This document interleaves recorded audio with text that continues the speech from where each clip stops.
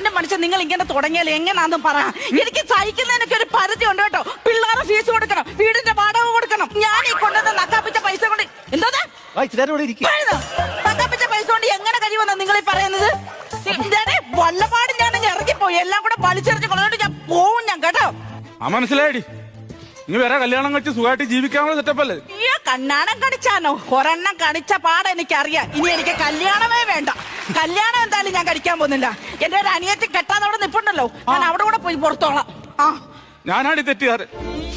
ഞാനങ്ങനെ ചെയ്യരുത്. ഞാനാണ് ഇവിടെ നിന്ന് പോകേണ്ടത്. അല്ല ചേട്ടാ, ഇപ്പൊ ഫീൽ ചെയ്യാൻ മാത്രം ഞാൻ അതല്ല ചേട്ടാ. ഇവിടുത്തെ പിള്ളേരുടെ കാര്യങ്ങൾ നോക്കുന്നു, വീട് ചെലവ് നോക്കുന്നു, വീട് വാടക കൊടുക്കുന്നു. സങ്കടം കൊണ്ട് പറഞ്ഞല്ലേ ഏട്ടാ. ഞാൻ പൊക്കോളാടി, ഞാൻ പൊക്കോളാം. ചേട്ടാ എവിടെ പോകുന്നേ പറയുന്നേ? നിന്റെ ഒരു അനിയത്തി കെട്ടാൻ നിൽപ്പുണ്ടെന്ന് പറഞ്ഞില്ലേ, ഞാൻ അവിടെ പോയി പുറത്തോളാം. അനിയത്തിയുടെ വീടിന്റെ പരിസരത്തങ്ങളെ വന്നാൽ നിങ്ങളുടെ ചൂലും കെട്ടടിച്ച് ഞാൻ അടിക്കും.